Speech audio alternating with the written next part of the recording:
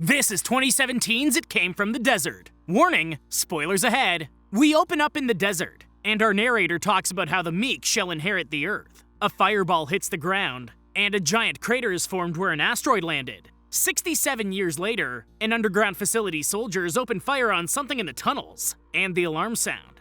As they try to seal the door behind them, a creature can be heard as it barrels towards one of the soldiers. He opens fire, but he's quickly put out of his misery. The other two soldiers run down the hall, but one of them is snatched up. The final soldier shines his light on the enemy, and we see that he's being hunted by giant ants. On the surface, Jorge and his companion come out to stop in the middle of the desert, and he assures his friend that they're at the perfect tunnel to mine copper and make some money. The two of them head into the tunnel with their supplies, and they eventually come out of the research facility that the ants were attacking. Jorge only sees the brass shells on the ground, and he immediately thinks of money. The more he looks around, he eventually finds a gun on the ground, but the ants appear and kill him.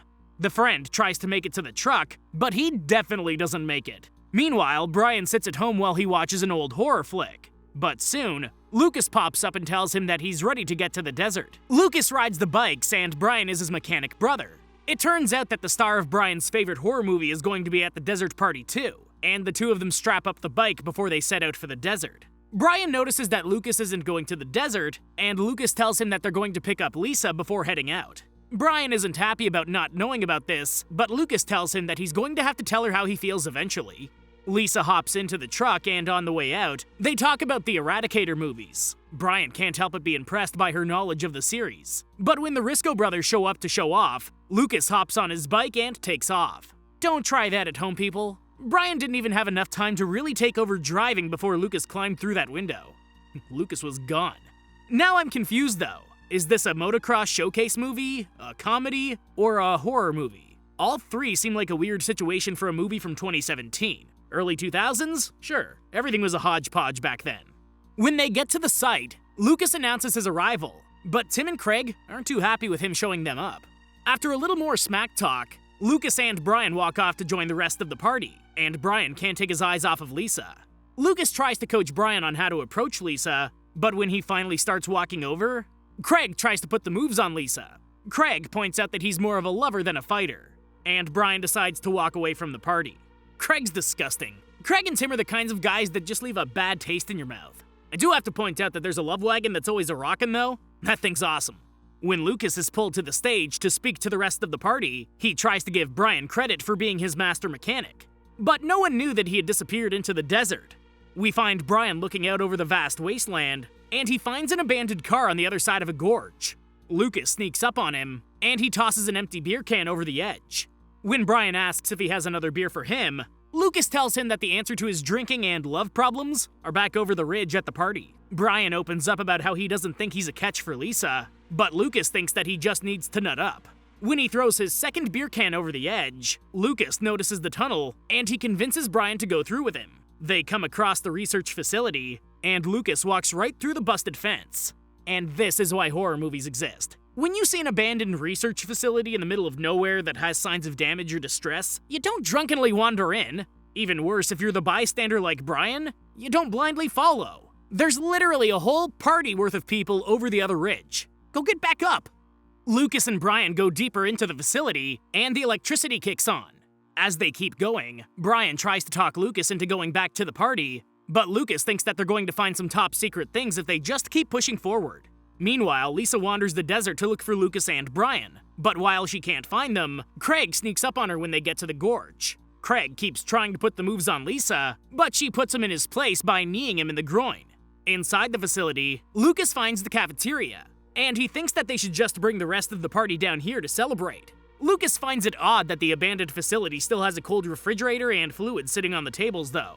Look, I'm not expecting this movie to have a lot of thought put into covering the plot holes or anything, but Brian finds that odd while he didn't say anything about the front door being left wide open and the electricity still being on for the entire facility. Of course the fridge would still be cold if the power still worked. Why is the power still on though? You've got to ask the right questions.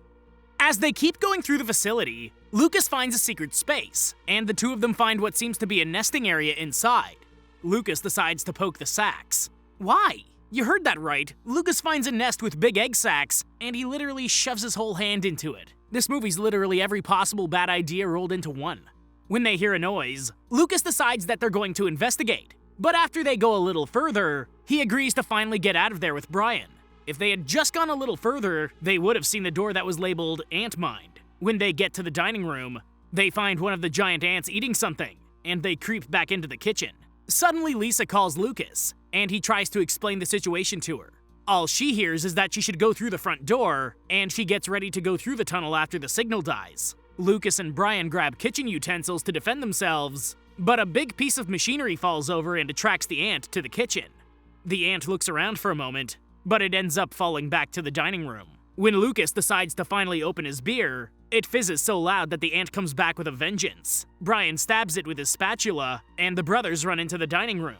The ant ends up separating them, and Brian tries to lock it on the other side of the door. The ant ends up snapping his leg, but Lisa shows up and chops the ant to death with a fire axe. After watching these two idiots throw empty beer cans and utensils at the ant, Lisa's rescue is super hot. As much of an idiot as Lucas is though, he's definitely my favorite. Wouldn't count on him to help me survive, but he's definitely a party wingman. Suddenly more ants appear thanks to the attack on the other ant, and the three friends rush into a room and seal the door behind them. Oh my god. They translated the ant language into subtitles. This is fantastic. Lucas finds a computer monitor, and he ends up playing an instructional cartoon that the facility used to educate their employees. Then Lucas activates a camera that's attached to a sentry turret that hangs in the nest rooms, and Brian is able to take out a few of them. Next, they accidentally activate a video that Dr. Renard left that explains that they spliced the DNA of ants with the asteroid. He tells them that the ants need ethanol to make babies, and Lisa realizes that the party is full of it. They try to come up with a plan to get to the party and warn them, but meanwhile, the guys at the party are getting a nice little show from one of the girls that came out. The tease continues, but one of the guys notices that a big arm is pulling one of the beer kegs behind the trailers. He finds one of the giant ants chugging the keg, but the ant hits him in the back of the head with the keg. These ants aren't messing around. The one ant laughed at the girl that was stripping, and it spit acid spit all over her. Do ants have acid spit? Did I miss that in biology class? The ants tear through the party, and more of them gather from around the desert.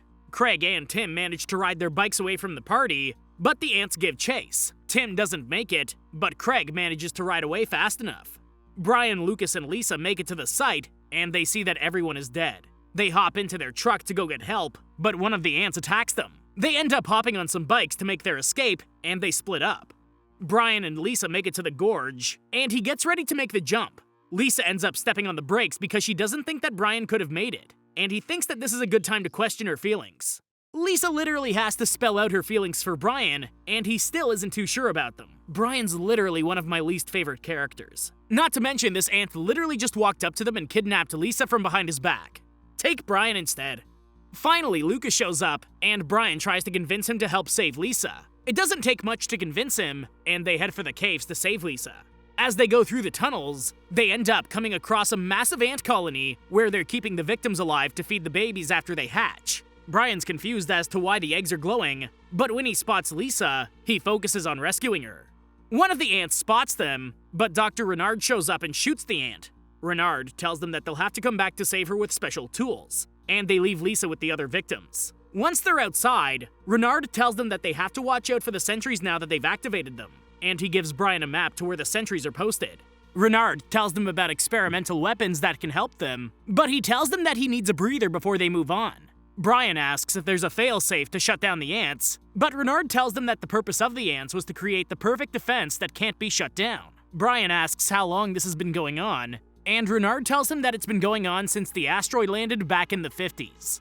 As they march on, Renard realizes that the young bucks are his best bet for getting to the research facility in time. When he mentions that the next batch will be perfect, Lucas realizes that Renard hasn't learned anything from his failure. Suddenly, a flying ant shows up and impales Renard in the back. Now that Renard is gone, Lucas and Brian run towards the facility, but back in the colony, Lisa wakes up to find an ant staring her down. When they get to the building with the prototypes, they sneak around the back and find there's a sentry on top of the building. Brian says that there wasn't supposed to be a turret there, and Lucas figures out that Renard never wanted them to succeed in getting the weapons to destroy the ants. They head inside, and all they find at first is a dead body. After searching, they find nothing, but when they backtrack, they find a dead ant eating the dead body. Lucas tries to convince Brian that they should focus on getting to town to warn people, but Brian still thinks that they should rescue the people in the colony tunnels. Brian convinces Lucas to see things his way, but Lucas isn't doing anything without some beer in his belly. This is why I like Lucas. He'll do whatever he's gotta do, but he's not going to suffer throughout the experience. And of course, the beer is actually a secret button in the facility. Alcoholic scientists. They've unlocked the door at the end, and they find the prototype weapons. Not only do they find weapons, but they also find armor to go with it. Once they suit up, they take out the ants in the hallway, but Lucas runs out of ammo. They ride some bikes to get out of the colony tunnel, and they head inside to save the humans. Once they cut Lisa free, Brian goes to kill the flying ant, but his gun runs out of ammo too. Brian and Lisa get on the dirt bike outside while the ants chase them, and Lucas stays behind to finish cutting the other humans free. Brian leads the ants to the automated turrets, and they open fire after Brian speeds past them. All but the flying ant are killed, and it doesn't look too happy with them. Is this what flying ants look like? Or is this just a magnified version? This thing looks like it crawled straight out of hell. Once Lucas cuts the partiers free, he takes a tank of alcohol and douses all of the eggs. Just as he gets ready to set it on fire, he hears another guy groaning on the other side of the room. It ends up being Tim, and Lucas isn't too keen on rescuing him. Eventually, Brian and Lisa ride to the gorge, and they realize that they're going to have to jump it. After a long wind-up, they end up just making it across, and the ant is stuck on the other side, since its wings are tattered. Brian and Lisa hop into the abandoned truck to get away, but the ant shoots webbing at the truck to pull it to the gorge. They spliced tarantula DNA in that thing too? All of a sudden, the gun isn't out of ammo too, because Lisa hops in the back of the truck and shoots the ant to death. The ending might seem pieced together worse than a Sharknado movie, but this soundtrack is on point. Back at the colony, Lucas saves Tim and he gets ready to set the nest on fire. One of the baby ants hatches and causes him to drop the lighter, and it ends up being Craig who rides down into the tunnel to pull Lucas out before the caves explode. When everyone gets back to the party grounds, Brian finally gets the beer he's been waiting for, and they can hear a motor coming over the horizon. It's the Eradicator, and everyone freaks out. Brian ends up giving his beer to the Eradicator, but one surviving ant shoots it out of his hand. Lucas, Lisa, and Brian gear up and get ready to kill it, and then the credits roll. This is your classic creature feature that feels like it's about a decade and a half late to the party, but it definitely could have been worse. Give it a shot. Thanks for watching, and I hope you enjoyed the video. Don't forget to like and subscribe for more like this one. Comment what you think I should watch next, and I'll see you in the next video.